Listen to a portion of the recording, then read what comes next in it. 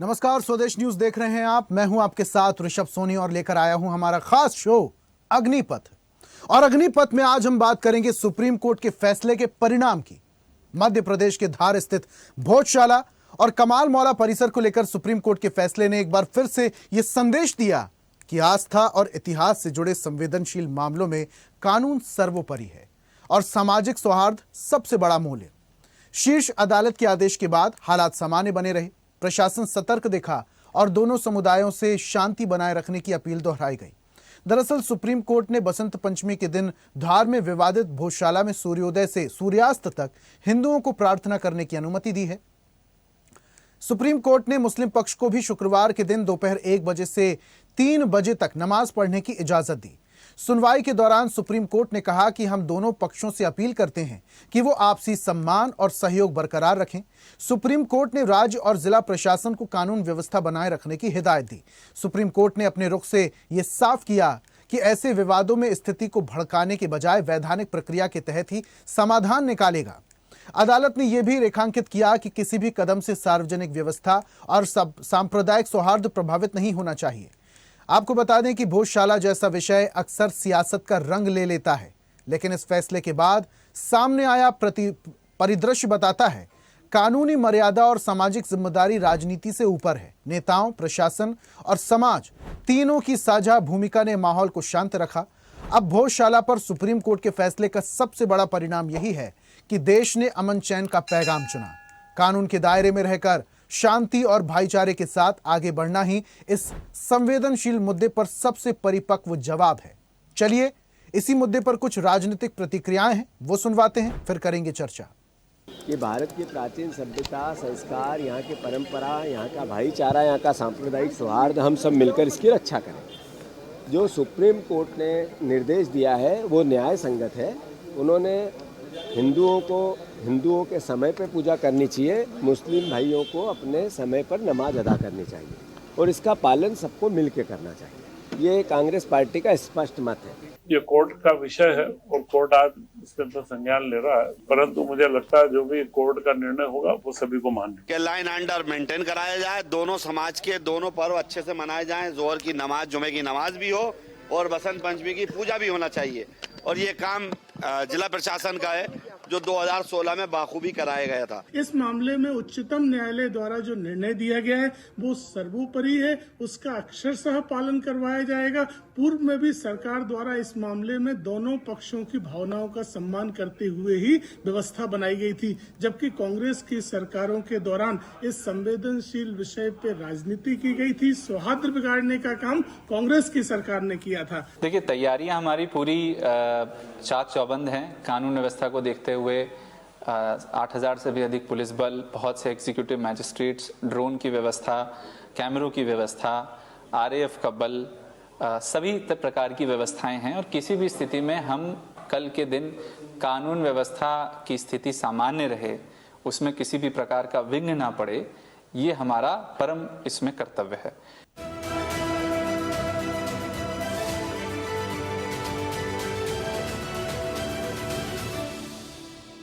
तो supreme court के फैसले का परिणाम अमन चैन का पैगाम, और ये अमन चैन का पैगाम दोनों समुदायों ने दिया है, क्योंकि बसंत पंचमी और उसी दिन शुक्रवार को जुमे की नमाज अदा करना बहुत ज्यादा जरूरी होता है। और बसंत पंचमी मां सरस्वती की विशेष पूजा अर्चना उसी भोजशाला में होती है जहां जुमे की नमाज होती है। अब ऐसे में सुप्रीम कोर्ट की तरफ से फैसला आ चुका है, टाइम डिसाइड हो चुका है। सुबह के वक्त सरस्वती पूजा होगी और उसके बाद 1 से 3 के बीच में जुमे की नमाज अदा की जाएगी और उसके बाद फिर से पूजा शुरू की जा सकती है। यानी कि दोनों पक्षों ने समझदारी दिखाते हुए इस सुप्रीम कोर्ट के फैसले का आदर किया है। इस पर हम चर्चा करेंगे। कुछ मेहमान हमारे साथ जुड़ रहे हैं, जल्दी से उनका परिचय आपसे करवा देते हैं। हिंदू धर्मगुरु हैं डॉक्टर अवधेश पुरी महाराज। महाराज जी, बहुत स्वागत आपका। मुस्लिम स्कॉलर है हमारे साथ पीरजादा तौकीर निजामी साहब, आपका भी बहुत बहुत स्वागत करता हूं। और वरिष्ठ पत्रकार के तौर पर मोहनलाल मोदी हमारे साथ जुड़ रहे हैं। मोदी साहब, आपका भी बहुत बहुत स्वागत। और इस परिचर्चा की शुरुआत मोहन जी मैं आपसे ही करता हूं। कल बहुत तनाव की स्थिति बन सकती थी, दोनों पक्षों ने समझदारी दिखाई। कल भी हमने इसी विषय में अपने प्राइम टाइम शो एजेंडे में इस विषय पर चर्चा की थी। मुस्लिम स्कॉलर का कहना था कि दोनों पक्षों को 2-2 कदम आगे बढ़ना होगा, तभी इस समस्या का हल निकल सकता है। सुप्रीम कोर्ट ने फैसला दे दिया है कि टाइम डिसाइड कर दिया गया है, सुबह के वक्त सरस्वती पूजा होगी, दोपहर के वक्त नमाज होगी और उसके बाद फिर से सरस्वती पूजा शुरू हो जाएगी। क्या कहेंगे सर? सभी जानते हैं ऐसे चलता है, और जब संविधान के तहत हम सर्व उच्च स्थान पर रखते हैं तो रखते हैं सुप्रीम कोर्ट की अदालतों को। जब अदालत ने व्यवस्था दे दी है तो चाहे हिंदू हो मुसलमान, सभी को उस व्यवस्था को मानना चाहिए, और मुझे ऐसी संभावना और प्रत्याशा है कि दोनों पक्ष इस बात को मानेंगे। समय पे पूजा हो जाए और समय पे नमाज हो जाए। अब बात आती है कि वो क्या है, तो इसका फैसला सुप्रीम कोर्ट को सुनाने दिया जाए। अभी मैं जो प्रतिक्रिया सुन रहा था भाजपा कांग्रेस के नेताओं की, तो मेरे ख्याल से प्रशासनिक अधिकारी समेत सबने यही कहा है, सुप्रीम कोर्ट का जो ऑर्डर है उसका सम्मान किया जाएगा। प्रशासन का भी यही कहना है कि जो हमें गाइडलाइन दी गई है उसका हम पालन कराएंगे। और दोनों पक्षों ने भी, जो शांति समिति की बैठक होती है ऐसे आयोजनों के पहले, ऐसे त्योहारों के पहले, वहां भी बहुत अच्छा एक वातावरण देखने को मिला कि हिंदू मुसलमान दोनों ही पक्ष के जो मुइज्जज लोग थे उन सभी ने ये माना कि हम अपने अपने समय पर जो व्यवस्था सुप्रीम कोर्ट ने दी है उसके अनुसार अपनी इबादत, अपनी पूजा को अंजाम देंगे, और यही एक उचित मार्ग है।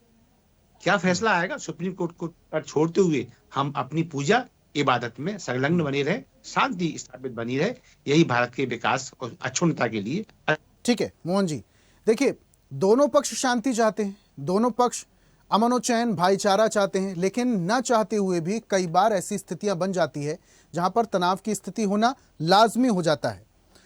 अब से कुछ समय पहले की अगर मैं बात करूं तो कुछ बार ऐसा हो रहा है कि बसंत पंचमी और जुमे की नमाज, जुमा शुक्रवार एक ही दिन पड़ रहा है, और अक्सर विवाद की स्थिति भी इसी वजह से होती है। इस बार भी वैसे ही हुआ। कोई गारंटी नहीं है कि आने वाले कुछ सालों में भी ऐसा हो सकता है। अब सुप्रीम कोर्ट में यह मामला कब तक चलेगा, कब तक सुनवाई होगी, कब तक फैसला होगा, इस बात की भी कोई गारंटी नहीं है। लेकिन ऐसी स्थितियों से निपटने के लिए क्या किया जा सकता है?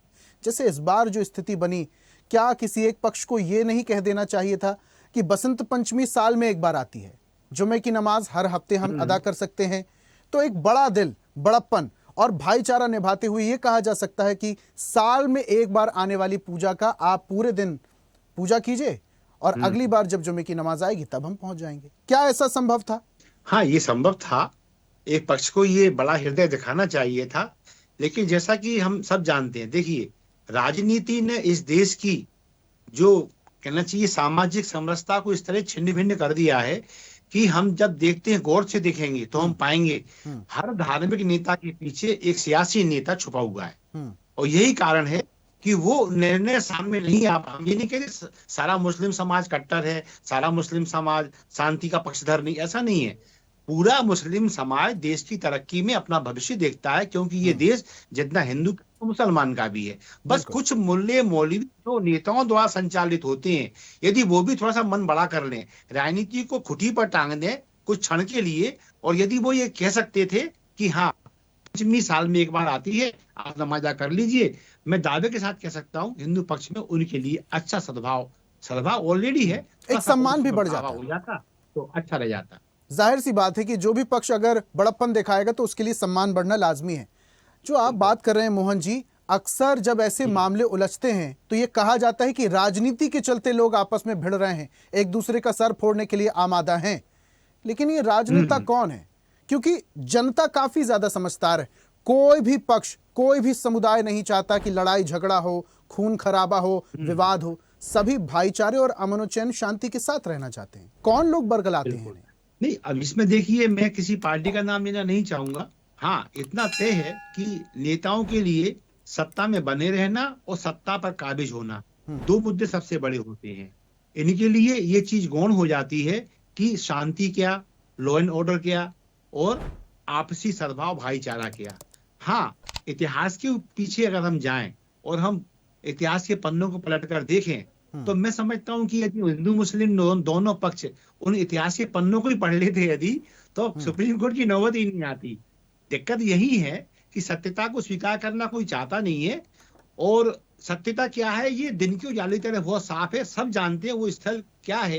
क्योंकि सुप्रीम कोर्ट का मामला, वरना मैं इसमें बहुत स्पष्ट बोलता, लेकिन इतिहास के पन्नों को दोनों पक्ष बैठ के यदि पलट लें तो मैं दावे के साथ कह सकता हूं, यदि ईमान को सामने रख के वो पन्ने पढ़े जाएंगे तो बस स्पष्ट हो जाएगा कि ये स्थल क्या है, और सुप्रीम कोर्ट का भी कीमती समय बचेगा, और जहां भाईचारे की बात है इससे भाईचारा बढ़ेगा। लेकिन मोहन जी, सबसे बड़ा सवाल तो यही है कि नैतिकता दिखाने की उम्मीद किस पक्ष से की जाए, क्योंकि अगर नैतिकता की बात होगी, इतिहास के पन्नों को पलटा जाएगा तो बहुत सारी ऐसी बातें हैं जिससे ये पूरा जो मसला सुप्रीम कोर्ट में चल रहा है ये साफ तौर पर स्पष्ट ही है लगभग। लेकिन बड़प्पन की, नैतिकता की उम्मीद किससे की जाए फिर? उम्मीद हम उन पन्नों से करते हैं जिन पन्नों पे गिनती 1 से स्टार्ट होगी, है ना।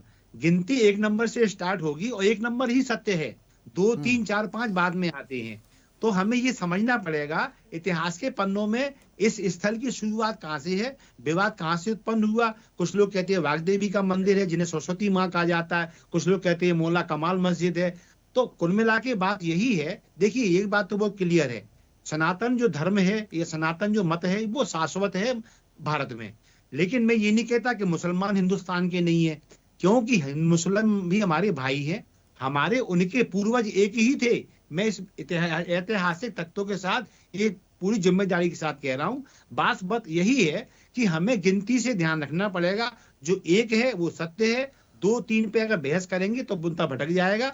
सीधी बात ये है, हमें इतिहास में ये देखना पड़ेगा दरअसल वो पूर्व में और प्रारंभ में वो स्थल क्या था और बाद में क्या हो गया। तो बाद में जो हुआ वो गलत था, जो पहले था वो सत्य है, और सुप्रीम कोर्ट भी वहीं आएगा। राम मंदिर के मसले पे हम ये सब देख चुके हैं। लेकिन ये जो सत्यता की आप बात कर रहे हैं, ये सत्य कौन स्वीकार करता है, कौन नहीं स्वीकार करता है, ये भी बड़ा सवाल है। तौकीर साहब हमारे साथ जुड़ चुके हैं। तौकीर जी का मैं रुख कर लेता हूं।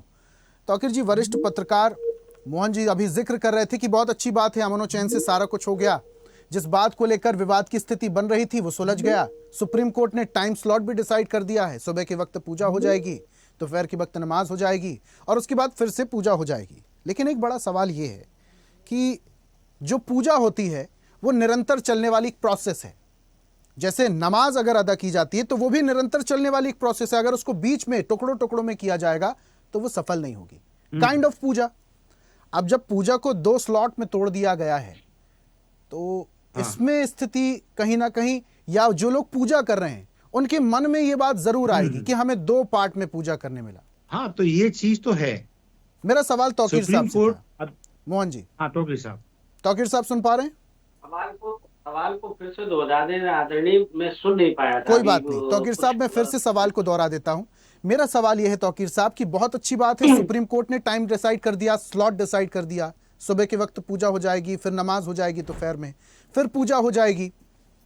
सवाल मेरा यह है कि जब कोई भी इबादत, कोई भी पूजा, कोई भी प्रार्थना स्लॉट में की जाती है, टुकड़ों टुकड़ों में की जाती है, तो क्या वो कबूल होती है ईश्वर को? अगर पूजा भी 2 स्लॉट में हो रही है तो क्या वो उतनी वैध मानी जाएगी? क्योंकि अगर बीच में नमाज अदा की जा रही है और उसके बाद पहले पूजा फिर बाद में पूजा, तो एक प्रोसेस का जो धागा था वो बीच में ब्रेक हो गया ना। देखिए, शुक्रिया। मैं आपके चैनल के माध्यम से कहना चाहता हूँ कि देखिए, पूरे देश में एक अजीब तरह का माहौल बनाया जा रहा है, अजीब तरह का नैरेटिव सेट किया जा रहा है। जब भारत का संविधान हमको इस चीज की इजाजत देता है कि हम क्या खाएंगे, क्या पहनेंगे, कैसे रहेंगे, क्या हमारी पूजा होगी, क्या पद्धति होगी, और सारे धर्म, सारे वर्ग, सारे लोगों के लिए एक गुलदस्ता है हिंदुस्तान। बिल्कुल। और इस हिंदुस्तान गुलदस्ते में जहाँ विभिन्न तरह के फूल खिले हुए हैं, वहां पर मुझे लगता है 2014 के बाद से इस भारत पर किसी न किसी की नजर लग गई है। और वो कभी नहीं चाहते कि जो लोग वोट की राजनीति कर रहे हैं, जो लोग सत्ता के लालच में लगे हुए हैं, जिन्हें सिर्फ कुर्सी से मतलब है, वो हिंदुओं की भी आस्था से उन्हें कोई लेना देना नहीं है, ना उन्हें मुसलमानों की आस्था से लेना है। माफ कीजिएगा, मैं बहुत निवेदन के साथ में आपको रोक रहा हूँ बीच में। आप 2014 का जिक्र कर रहे हैं तौकीर साहब, सुनिए मेरी बात। मकसद सिर्फ एक ही है कि इनको आपस में कैसे लड़ाया जाए, और ये 2014 की बात से हो रहा है। उस तरह का माहौल चल रहा है, यही देखने को मिल रहा है। तौकीर साहब, मेरी आवाज नहीं सुन पा रहे हैं क्या आप? मेरी आवाज सुन रहे हैं? आपकी आवाज स्लो आ रही है मुझे। जी, थोड़ा सा अपना वॉल्यूम को अप कर लीजिए, मेरी आवाज स्पष्ट आएगी। मैं ये कह रहा हूं, आप फिर राजनीतिक बयानबाजी देने लगे। मुस्लिम स्कॉलर के तौर पे मैं आपसे ये पक्ष जानना चाह रहा हूं तौकीर साहब, और आप राजनीतिक बयान दे रहे हैं। 2014 के बाद की बात कर रहे हैं। क्या 2014 से पहले हिंदू मुस्लिम दंगे नहीं हुए? क्या 2014 से पहले कभी आगजनी नहीं हुई, झगड़े नहीं हुए? 2014 से पहले भी हुए हैं ना। आप पर्टिकुलर एक सरकार को जिम्मेदार ठहराकर राजनीतिक विश्लेषण कर रहे हैं। मैं समझना चाह रहा हूं तौकीर साहब, क्या यह संभव नहीं था कि आप लोगों की तरफ से, मुस्लिम पक्ष के भाइयों की तरफ से बड़ा दिल दिखाते हुए कहा जाए कि जुमा जो है वो शुक्रवार जो है साल में 52 बार आता है, बसंत पंचमी एक बार आती है। आप जिस जुमे की नमाज हम छोड़ देते हैं, हम कहीं और अदा कर लेंगे, आप बसंत पंचमी में मां सरस्वती की पूजा कीजिए, बड़ा दिल दिखाते हुए, भाईचारा दिखाते हुए, अमन और चैन कायम करते हुए। क्या बड़ा दिल नहीं दिखाया जा सकता था? आदरणीय, मैं अदब से कहना चाहता हूँ, निहायत अदब से कहना चाहता हूँ, आप जो कहना चाहते हैं, कितना बड़ा दिल करवाना चाहते हैं आप हमारा, कहाँ से लाऊं वो जिगर जिसको आप लोगों ने छलनी कर दिया है। जिस दिल की आप बात कर रहे हो, जिस तरह से रोडों पे लिंचिंग की जा रही है, जिस तरह से मुस्लिम समाज के लोगों के मकान गिराए जा रहे हैं, जिस तरह से एक समुदाय को टारगेट किया जा रहा है, उससे आप पूछ रहे हो जहां आस्थाओं के आधार पर। आपने अभी देखा नहीं बाबरी मस्जिद का तौकीर क्या साहब, मामला आया? तौकीर साहब, इस मामले में आपको सिक्के के दोनों पहलू बोलने होंगे। जिस तरीके से धर्मांतरण के मामले बढ़ते जा रहे हैं, गुजरात में किस तरीके से एक दर्जी पर अटैक हुआ, उसका सिर कलम किया गया, और क्या क्या बोला गया, आपको सिक्के के दोनों पहलू बोलने होंगे तौकीर साहब। फिर तौकीर साहब आवाज सुन पा रहे हैं? तौकीर साहब सुन पा रहे हैं? लगता है तौकीर साहब करते रहे हैं। उन्होंने हमेशा हर वर्ग, हर धर्म के लोगों को वहां शिक्षा दी है, वहां सारे लोग ज्ञान पाते रहे हैं, और आप वहां की बात कर रहे हैं तो आप कहिए कि हिंदू समाज के लोग इस बार बड़ा दिल कर लें, वो दिल करके छोड़ दे के मुस्लिम समाज के लिए हमने ये छोड़ दिया। जैसे मुस्लिम समाज के लोगों ने माननीय सुप्रीम कोर्ट का जब आदेश हुआ बाबरी मस्जिद वाले मामले में, तब मुस्लिम समाज के लोगों ने बड़ा दिल करके छोड़ दिया। मुझे एक बात बताइए, वाले मामले को इनको हिंदू समाज के लोगों को भी बड़ा दिल कर लेना चाहिए। तौकीर साहब सुनिए, आप धर्मों के बारे में बहुत मुझसे ज्यादा अच्छे से जानते हैं, धर्मों के बारे में, मुस्लिम धर्म के बारे में तो बहुत ज्यादा जानते हैं, नो डाउट, इसमें कोई शक व शुबा नहीं है। मुझको एक बात बताइए, क्या यह सच नहीं है कि अगर नमाज किसी दूसरे के स्थान या किसी दूसरे धर्म के पूजा स्थल में अदा की जाती है या किसी विवादित जगह पर अदा की जाती है तो वो नमाज एक्सेप्टेबल नहीं है? इज इट ट्रू और रॉन्ग? देखिए, आपकी बात को मैं बताना चाहता हूँ कि पहले मेरी बात को पहले आप मुझे ये बताइए, सही है या गलत है? इस्लाम धर्म के हिसाब से तौकीर साहब, मैंने जो बात कही, क्या ये सही है या गलत है? मुझे सिर्फ इतना जानना है। मैंने जो सवाल किया सर, मैं मानने को तैयार हूँ आपकी बात के, लेकिन आपको ये भी मानना पड़ेगा कि कहाँ विवादित थी। हजारों साल से पहले से मौला कमाल मस्जिद, दरगाह, वहां पर सारे लोग एक सूफी संत की बैठने की पूरी जगह, जहां उन्होंने इबादत की, जहां पर उन्होंने जो है ना लोगों को ज्ञान दिया। आप लोग बड़ा दिल करें, कहाँ विवादित जगह है भाई? विवादित तो आपने बनाया तौकीर साहब, विवादित आपने अंडरस्टूड बनाया। है आप लोगों को तौकीर साहब, अंडरस्टूड है। अगर हमारे मुस्लिम भाई अंदर नमाज अदा कर रहे हैं और बाहर सैकड़ों की संख्या में पुलिस वाले खड़े हैं हाथ में हथियार लिए हुए, और हमारे हिंदू धर्म के लोग अंदर पूजा कर रहे हैं और मां सरस्वती की आराधना में लीन है, और बाहर शोर शराबा हो रहा है, तनाव की स्थिति बनी हुई है, और पुलिस वाले बाहर गन लेकर खड़े हुए हैं, रोक रहे हैं, चेकिंग चल रही है, और बाहर सायरन बज रहे हैं, कोई पूजा कर पाएगा? कोई नमाज अदा कर पाएगा?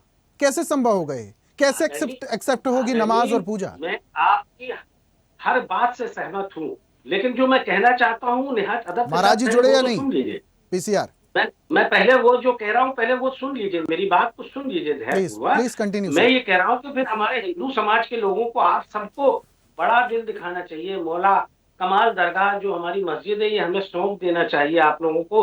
कब तक आस्था के नाम पर आप लोग हम लोगों को ब्लैकमेल करते रहोगे? कब तक हमारा इम्तिहान लेते रहोगे? इस तरह की चीजें आप लोगों को छोड़ देना चाहिए।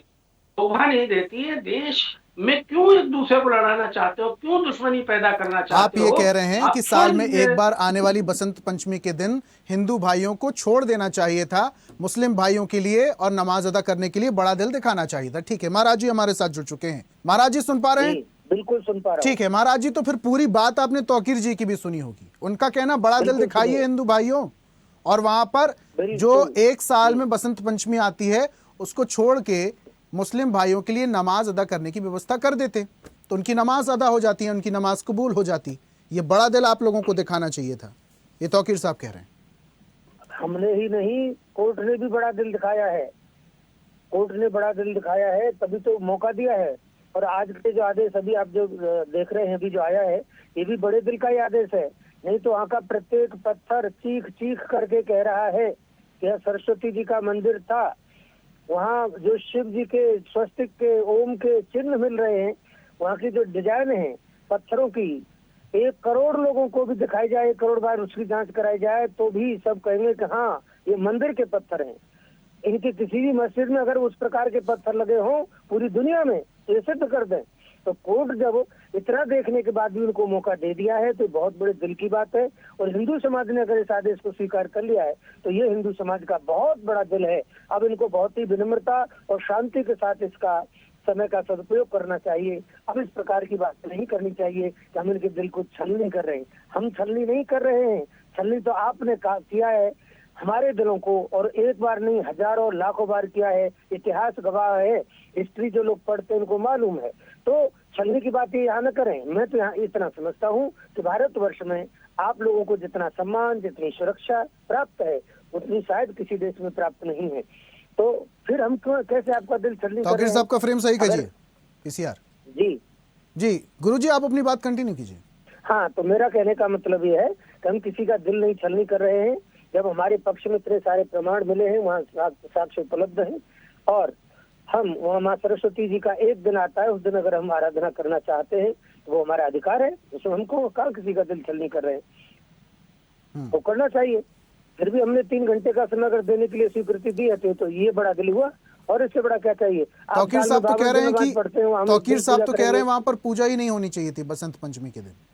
हाँ, तो वो गलत कह रहे हैं। वहाँ पूजा ही होगी, नहीं पूजा ही, आज नहीं तो कल। तौकीर साहब खूब आप इंतजार कर लो, अब ज्यादा समय नहीं रहा है, आप देखेंगे कि वहाँ पूजा मतलब सिर्फ पूजा, इसके अलावा और कुछ नहीं होगा वहाँ भविष्य में। तो इसका कोई हल है स्वामी जी? कोई हल नहीं है, इसका हल कोर्ट है, कोर्ट जवाब देगा। मुझे एक बात समझाइए महाराज जी, जो प्रमाण के आधार पर कोर्ट का निर्णय होगा। महाराज जी मुझे एक बात समझाइए, इससे पहले वाले सालों में भी देखिए ऐसी स्थिति बनी है जब बसंत पंचमी और शुक्रवार एक ही दिन पड़े, तब भी विवाद की स्थिति बनी थी। इस बार भी ऐसा है। अब आने वाले सालों में वापस से स्थिति बनेगी नहीं बनेगी, ये भविष्य के गर्त में छुपा हुआ है। लेकिन अगर ऐसी स्थिति बनती है तो ऐसी स्थितियों के से निपटने के लिए क्या हर बार कोर्ट जाना होगा, हर बार जाकर कोर्ट में परमिशन लेनी होगी, या फिर किसी एक पक्ष को समझौता करना होगा, समझदारी दिखानी होगी?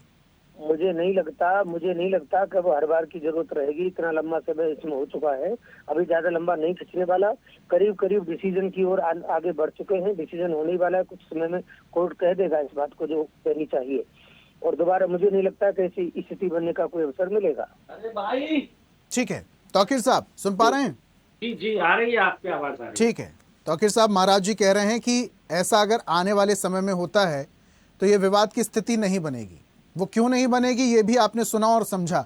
तौकीर साहब मैंने अभी भी निवेदन किया था कि महाराज जी से, अभी भी निवेदन करता हूँ, महाराज जी तो बहुत अच्छे इंसान हैं, इससे पहले भी कई डिबेट्स में मेरे साथ रहे हैं।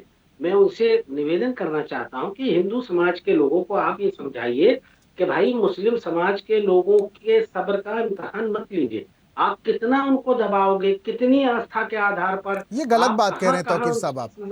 तौकीर साहब ये गलत बात आप कह रहे हैं। हिंदू मुस्लिम को दबा रहा है, ये गलत बात कह रहे हैं तौकीर साहब आप। स्वदेश न्यूज के प्लेटफॉर्म पे बैठकर आप इस तरीके की बातें नहीं कर सकते तौकीर साहब। हिंदू पक्ष मुस्लिम को दबा रहा है, यही बातें आप लोगों की तरफ से जब कही जाती हैं तो सौहार्द बिगड़ता है बाहर, और लोग वाकई इस बारे में विचार करने में लग जाते हैं कि क्या वाकई ऐसा है। तो इस तरीके के वक्तव्य मत दीजिए तौकीर साहब, ये गलत बात है। कितने प्यार के साथ बोल रहा हूँ। पूछो कि हिंदू ने पत्थर बरसाए नमाजियों पर, आसपास पूछिए। आप सिक्के के एक पहलू को बोल रहे हैं, आपको सिक्के के दोनों पहलू रखने होंगे सामने। अभी आप जिस तरीके से बोल रहे हैं, और होता क्या है असल में, एक दर्जी का सर कलम कर दिया जाता है, उसके बाद पत्थर बरसाए जाते हैं पुलिस पर, सेना के जवानों पर। मैं उन चीजों में नहीं जाना चाहता तौकीर साहब। और यहाँ पर ये जो हिंदुस्तान देश है, यहाँ पर सभी धर्मों के लोग मिलजुल कर साथ में रहते हैं। लेकिन जब ऐसे गंतव्य, ऐसे वक्तव्य कहे जाते हैं, तब जाकर द्वेष भावना फैलती है। कम से कम ऐसी बातें तौकीर साहब आपसे एक्सपेक्ट नहीं की थी। Last comment Mohan ji please, 20 second time जल्दी से।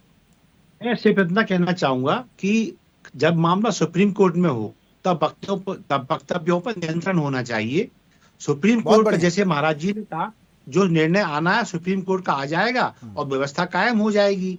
भाई कल जुमा भी है, बसंत पंचमी भी है, तो इनको अपनी तरफ से अपील करना चाहिए कि भाई जिस तरह से बड़े हिंदू लोगों ने बड़ा दिल दिखाया है, ये बात सही है, मतलब पूजा में एक ब्रेक हो रहा है, तो साहब इस चीज को समझ नहीं रहे हैं।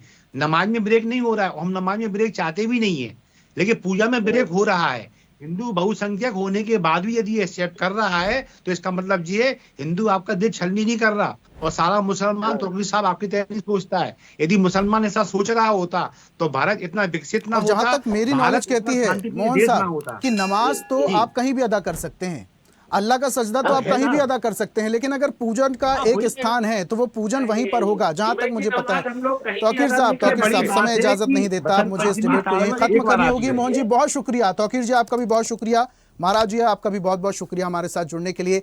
तो आज बात कर रहे थे सुप्रीम कोर्ट के फैसले की, परिणाम आ चुका है, अमन और चैन का पैगाम दिया गया है, दोनों पक्ष मिलकर त्योहारों को मनाएंगे। स्लॉट डिसाइड कर दिया गया है, सुबह के वक्त पूजा, फिर उसके बाद दोपहर में नमाज और उसके बाद फिर से पूजा। लेकिन ये सौहार्द की स्थिति बने रहने में और बनाए रखने में प्रशासन की एक बड़ी चुनौती भी सामने आएगी। अब लेकिन आने वाले वक्त में क्या होगा ये देखेंगे। आज की खास पेशकश में फिलहाल इतना ही। देखते रहिए स्वदेश न्यूज, सबसे पहले देश। और ऐसी ही ताजा खबरों के लिए लाइक, फॉलो और यूट्यूब पर सब्सक्राइब कर बेल आइकन जरूर दबाइए और हर अपडेट के लिए विजिट कीजिए स्वदेशलाइव.com।